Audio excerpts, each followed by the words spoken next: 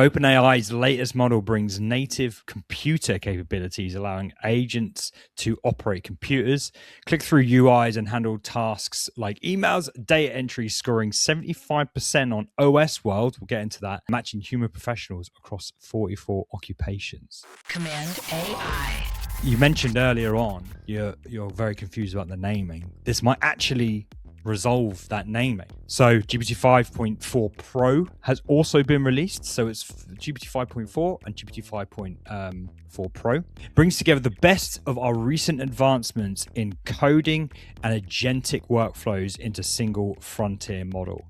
It incorporates the industry-leading coding capabilities of GPT 5.3 Codex while improving how the model works across tools, software environments, and professional tasks involving spreadsheets, presentations, and documents. It incorporates the industry-leading capabilities of Codex. So this has these coding capabilities built in.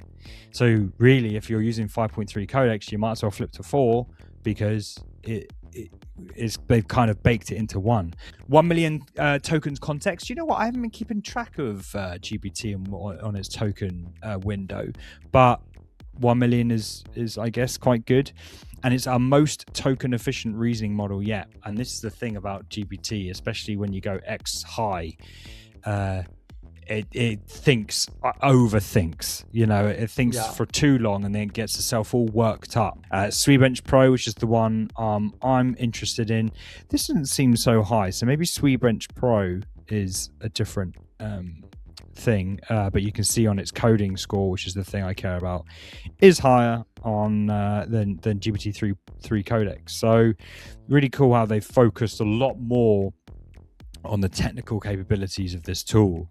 The interesting thing is it has the same knowledge date as GPT 5.3, which makes me think that they are using the same training data, but they're doing something with reinforced learning to actually kind of tweak the model and help improve it based on the same training data, which I guess might explain a lot of these point releases, that everything GPT 5 point is all the same training data, just slowly tweaked and manipulated and stuff like that. And you notice they're all doing it. So it might be that actually the training just costs so much friggin' money that they're trying to avoid just training things up every year. We're sort of seeing a bit of just training it isn't actually reaping the rewards. And I will definitely be using it in Codex, which actually we were going to do a test, weren't we? Yeah, we wanted to do a test. I was gonna, because here's the thing that people have been noticing about GPT 5.4 Codex: it's not great at front end design. And my argument here is that they're not really giving it the best opportunity for success. They are just telling it or assessing its design capabilities by giving it a single prompt and telling it to build me a dashboard or whatever. So I've got GPT 5.4 selected here. Let's go high.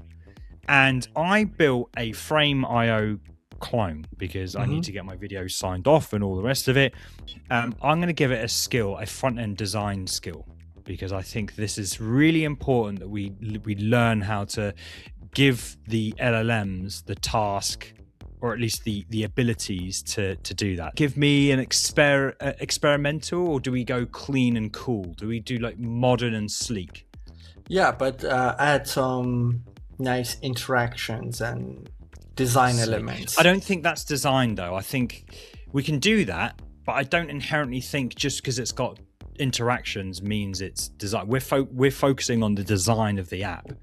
So right that's now. Color, spacing, font. Color, spacing, things like this, and does it have taste, basically? So let's go. Tell it to be tasteful. In some nice animations while you're at it. So give me a modern, sleek, and tasteful redesign of this app. Boom. Should we just let it do its thing? Because it might take a little while. Yeah. And come back to it. You're on high, interestingly enough. I'm on high. Because I I let it run on extra high all the time, pretty much. Yeah, I normally do, but I don't think this is an extra high task, to be honest. And I don't want it just to take ages and ages and ages. So let's it's got the scope. Let's come back to it and let's see where it's going. Because whilst we're on the Codex, we might as well talk about this. They have registered over 1 million active users, weekly active users, since launching, which is quite crazy, growing 400% since early 2026. I mean, I'm using it, but I do have, you said you didn't see this, but I thought that they've been giving away double usage. There's like a deal they've been giving out. The only thing I could think about is this tweet that I found from Sam Altman. I mean, it really doesn't matter too much, but we'll keep Codex available to free and go users. After this promotion, we may have to reduce limits, but we want everyone to be try Codex and start building. I'm pretty sure I saw something that they're extending the promotion or something like this. I don't know, but either way, I've been using it pretty heavily. And you were saying that you've actually, well, have you moved over to Codex?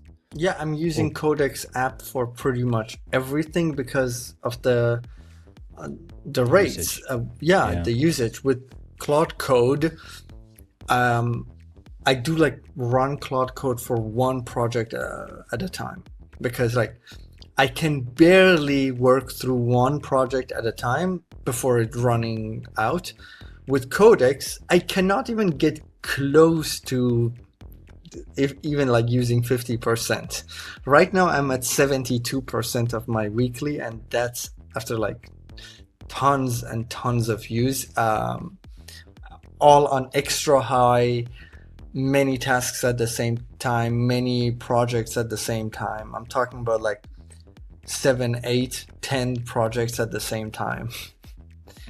I'm just like moving like from a task to another as fast as I can comprehend. And it's very tiring, but it still has a lot left. One eternity later. This is what you get when you dedicate an AI to design only, okay? When you get to focus on the design, not one-shot prompt, build me an app, and by the way, make it look absolutely beautiful. This is a separate task that just says, do me a design. Ladies and gentlemen, I present to you, in the red corner, GPT 5.4 with a front-end design skill. Okay, this looks like my drinks app very much. What did you use to design it? Replit.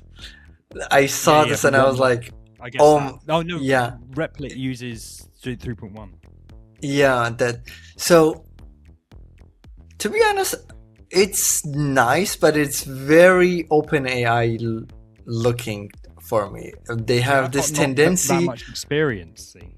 They have this tendency to do that like extra round corners. Like the corners are always so rounded, and I literally had this.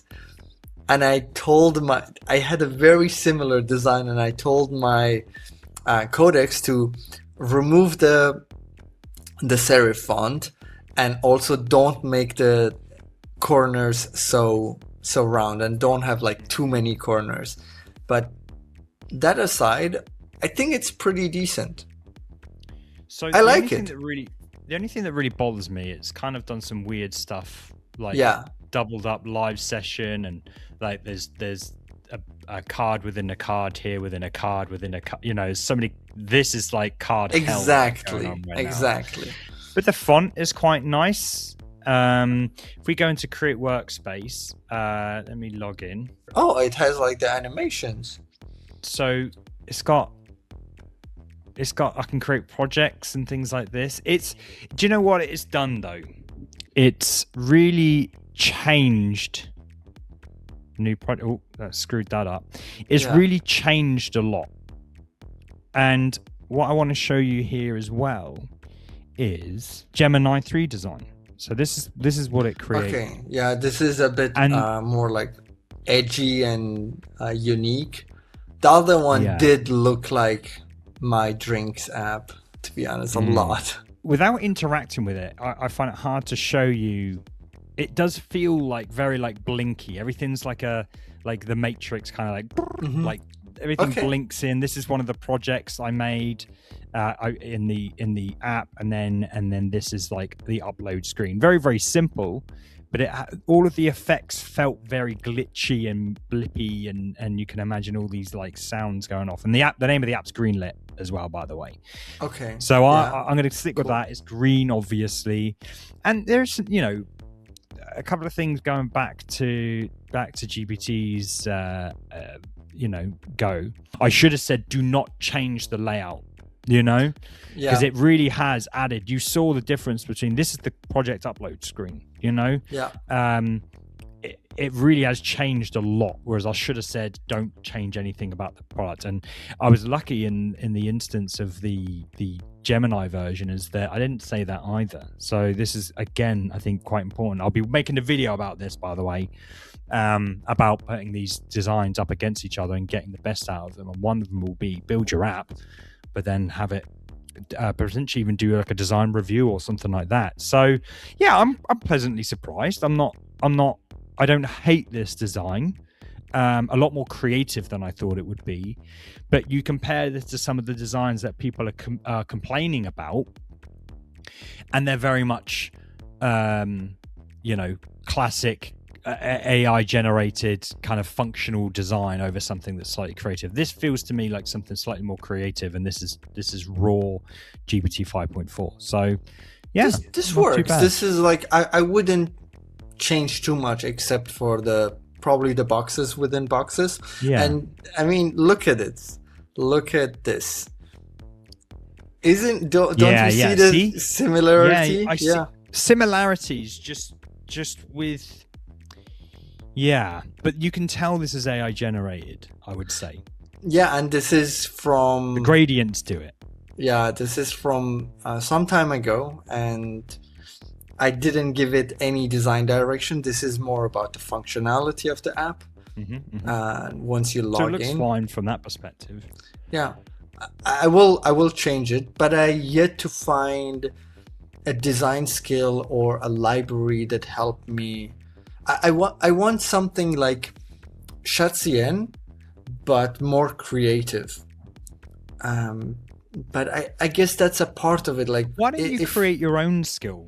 Why can't you Why can't you create your own skill that does your thinking of how you go about design, the things that go through your mind, and build a Yeah. skill and see what that does? I'm creating a UI library actually. Well, it's for controls, but maybe a UI library for Yeah, but I'm not talking about a library because you want Yeah. every product to be unique, different. Like from Yeah, based that's on the- maybe this skill actually takes you through the like keywords, brand keywords or something like that, has more of a process behind the unique application of this particular design. Do they want fun? Do they want serious? Do they want bold? Do they want do you know what I mean? The classic Yeah. journey of how you come up with the design, build that into a skill and have it then run through your design methodology as part of that skill.